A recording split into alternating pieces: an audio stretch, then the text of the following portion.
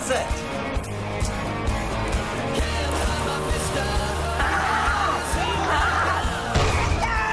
The school. This is your shot. Thank you, John and Ross, for agreeing to talk to me again today.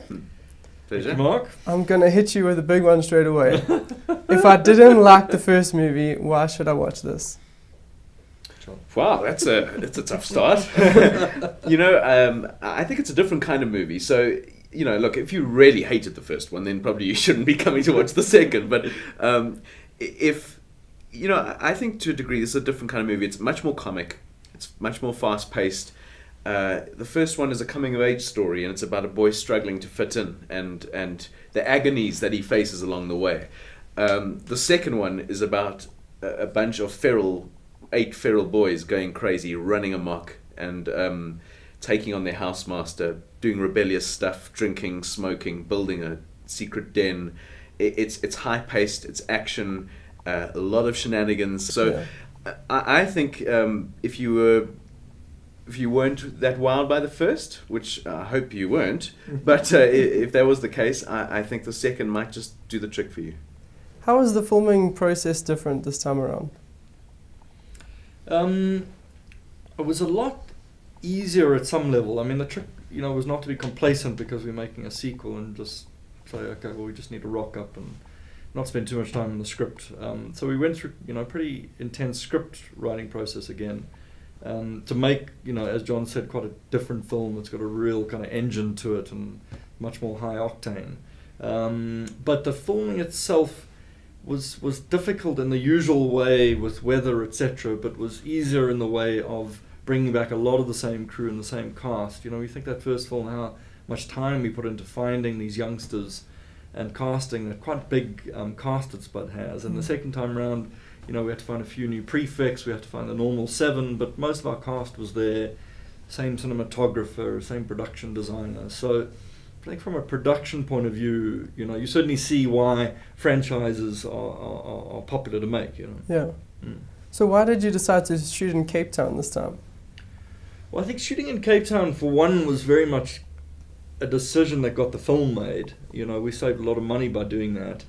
A lot of our crew and cast come from there, so when you run the numbers of not taking 100 people up to the Midlands, it's a massive saving. And then what we had to answer was to go and look for locations there to see if it was going to fit seamlessly with the first film. The second film has not got those shots, those wistful shots of the rolling hills of the Midlands. It's moving and it's fast, and there's new locations like the tree house. And so we looked around and we saw, at Saks, it's a very old school. It's got all the wood panels, the red brick, and it just sort of fitted in. So I mean, it's been really interesting that audiences have just not commented on it at all, and you kind of realise the tricks of movie making are quite amazing. Yeah.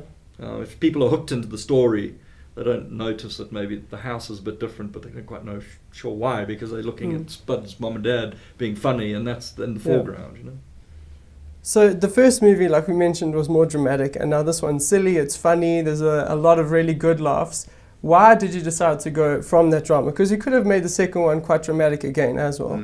I mean, look, it has its dramatic punch, the second one. It's not just silly laughs all the way through, but it floats along nicely, and then there's a little bit of a smack at the end, as is the Spud way. But I think the feeling is, if you're creating sequels or you're creating a franchise, it's very difficult to continue with a very strong, dramatic retelling. You can't eclipse the death of Gecko in the first Spud, which is a massive dramatic point for Spud and for the movie. Yes. And when people walked out of that first movie, there were tears in their eyes. They were really moved by the experience and the sense that Spud's got through this, and at the end he's seen some sort of light, and he's realized something about the universe, about choice, and about the way life works. Whereas the second now is, I think it was less a thing of saying we want to make a completely different movie, and more of a case of saying, how can we create a franchise now that is enduring, that goes on? How can we create something that makes people walk out of the cinema and go, I can't wait to see Spud 3 now, what's going to happen next? And that's what we're trying to create here. And so far, the responses that I've seen at the premieres, at the test screenings, has been that. It's people coming out, and there's those exuberance and excitement. And I think in some ways people get that from reading the book. They laugh, they're excited by what they're reading, they love the characters jump out of the pages. And we've tried to sort of really find that in the second movie. So I don't feel like we've moved away from the soul of Spud. I mean, my job as in the background is to try and keep the tone of Spud and the feel of it right. And I think they've got that right very much on the second movie too. Yes. So when writing a sequel, how much does what the audience said after the first one, what the critics said after the first one, how much does that influence your writing of the second one? It's interesting. I think, you know, generally we've got quite a good team, a creative team of, you know, Ross and obviously Donovan Marsh who adapted the screenplay, and just a good crowd of creative people. We sat down and we thought about, obviously we got to see the first movie with audiences numerous times, so you get a sense of what works, what doesn't work, the strengths and weaknesses of the movie, and I think we started to sort of, I suppose, box a bit cleverer in the second one. We had an idea of what really worked for us in that first and what didn't, and seeing it also in an international, Ross I think saw it in Italy with an international audience, which is very interesting too, people who don't know the book, etc. And I think we were wiser and a bit smarter second time around, and I hope that people feel that it's a big and good new step for the Spud franchise. Speaking of international releases, every time we ask for questions for these kinds of interviews, they always ask, the USA wants to know, when is it coming, when is it coming? How has that international release been going? Yeah, we've made steady progress, but it's quite a lag time between a local release. I mean, most South African films don't go anywhere outside the country. So, we've sold to a dozen countries. The film's been out in the UK and Ireland and Australia and New Zealand and Europe and Middle East and a few other places. US and Canada is the big territory out there. It's still about 40% of the world market. Yeah. So we're launching there very soon, and I think that's going to be interesting. We're going to try and also release the second one quite soon after the first one there, so we have more momentum now. And that's why we're also now filming Spud 3, so that it's just now a continued momentum in the franchise through Spud 4 getting released as well. As a producer, what is your primary goal when making a sequel? I think not to look like a real cheapskate, cliched producer who just did it to kind of get a check out of people and cynically, extracted a sequel out of a successful film. I think here your starting point's different to where you make something successful and then you create a new property off that. Here we knew there were 4 books. Or at least we didn't know to start with, but by the time we did the first film, we knew what was coming. Yeah. So it was always, the plan was to make the sequels, but we wanted to just make another film of integrity, and really put the work in, so that audiences really liked the film and didn't go there and go, oh, but they've just kind of done the same thing, or they've cut corners, and I think that was also about making something a bit different. We wanted people to have a different experience. I think the mistake would have been to say, that dramatic thing in the first film that put tears in people's eyes, let's go do that again. It's not in the second book, and so we said we're not going to put it into the second movie. The second book is much more kind of just adventures of the boys, rebellion and madness, and so that's kind of what we put on the film. Who's your editor for the movie? What we call Megan Gill, who's an amazing talent. I mean, she her biggest success, her breakthrough success, was Tootsie, and then she went with Gavin Hood to Hollywood and cut 2 big studio films for him, and then came back to South Africa, and she's in Joburg, so now she's cutting quite a few South African films, and that's been amazing to make 2 films with her, somebody who's edited big films with serious directors. So I must say she's fantastic with, especially for a comedic movie, to be able to get that timing right is extremely important. Yeah, it's amazing in a comedy film. You get sort of 3 opportunities to get the comic timing right. In the script, in the shoot, and then often it's in the edit, where you really make it land in a way that's slightly different to what you thought. And so it's critical to get that rhythm right in the edit suite. So speaking of post-production, how does that post-production process work? How does it go from wrap of shooting to coming out on the big screen? Yeah, the post-production process starts with the edit. That normally takes about 3 months.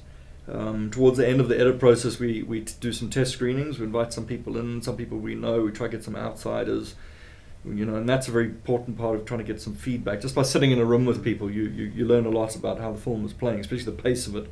Mm-hmm. And then it goes through, and we have to lock the edit before we go into quite a technical process of sound editing. And then you have music going on in parallel, which is both composed as well as finding music, which Ed Jordan's done such a great job with, I think, in the second film. It's all current and some really cool tracks in the film. And then there's a colouring process as well, and then you have some effects work, which is not big in Spud, but you're always surprised. You say, well, we don't have a film with effects, and then you go in and there's a list of 30 things that need to be done, like the glass breaking in the second film. So it takes 6-8 months of post-production to finish the film. Your normal 7, I must say, were brilliantly cast. I mean, just when I saw them, when they did the little introduction with them, that was absolutely fantastic. How did you find these guys? The normal 7 was similar to the Crazy 8 process. We just put a call out to schools, and we had guys going around to schools to try and look for people, encourage people to normally starts with a photo for a lot of these characters in Spud who have quite specific looks, so especially that normal 7, because they're all slight mirrors to the Crazy 8.